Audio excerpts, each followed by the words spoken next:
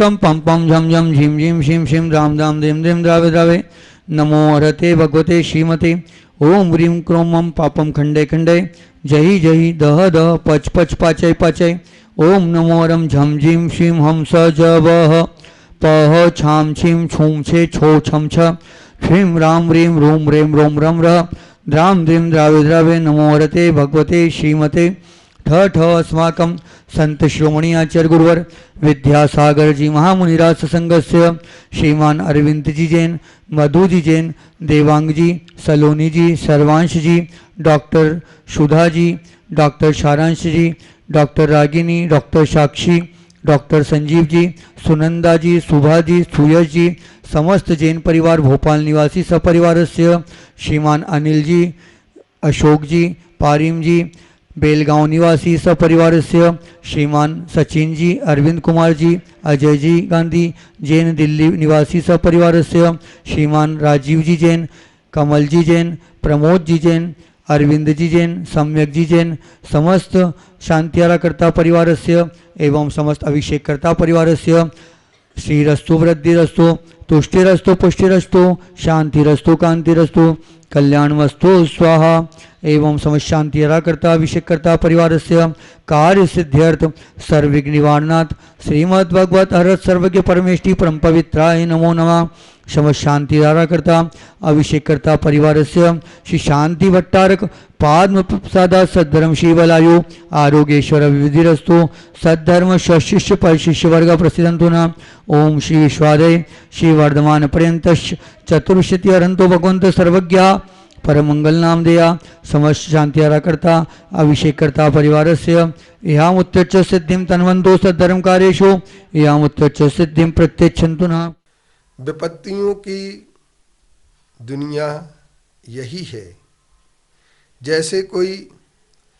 संसारी प्राणी एक कदम को आगे रखता है तो एक कदम अगर पीछा होता है तो दूसरा कदम आगे बढ़ता है, अथवा जो रहट होती है, रहट का एक डिब्बा भरता है तो दूसरा डिब्बा खाली होता है, और जब एक डिब्बा खाली होता है तो दूसरा डिब्बा तुरंत भर जाता है।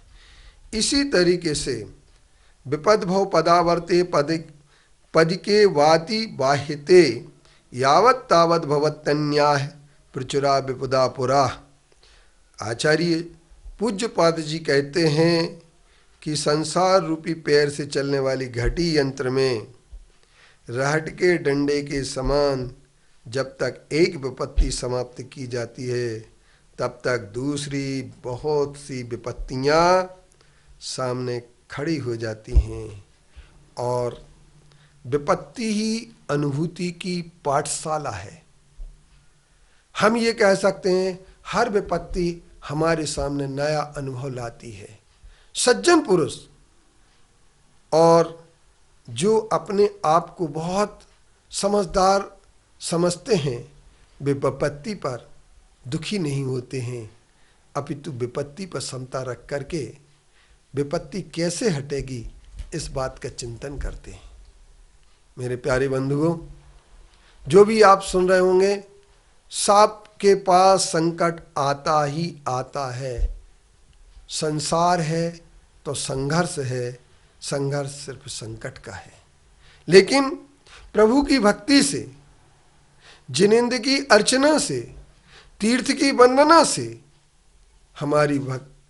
हमारी जितनी भी विपत्ति होती हैं वो विपत्ति सहने की हमें क्षमता आ जाती है। विपत्ति कम करने की मांग भगवान से वे लोग करते हैं जो विपत्ति का स्वरूप नहीं समझते हैं, किंतु भगवान के सामने वो मांग नहीं करते हैं कि विपत्ति टल जाए, अपितु भगवान की भक्ति करने से उनकी विपत्ति अपने आप टल जाती है। क्योंकि जब हम अरिहंत देव की भक्ति करते हैं, अरिहंत परमा का स्तोत्र स्तुति गान करते हैं, तो उससे हमारे अंदर के साता वेदनी कर्म की हमारे लिए उदय प्राप्ति होती है, और असाता वेदनी कर्म का स्थिति कांडक और अनुभाग कांडक घात होता है, अथवा असाता वेदनी साता वेदनी में संक्रमित हो जाती है। एक कर्म सिद्धांत भी ये कहता है कि जब हम भक्ति करते हैं तो भक्ति से हमारी सारी विपत्ति टल जाती हैं। आओ हम अब तीर्थ रक्षा के लिए, सिरपुर जैसे तीर्थ की रक्षा के लिए, सिरपुर के अंतरिक्ष पार्श्वनाथ की वीतरागता दिगंबरत्व की रक्षा के लिए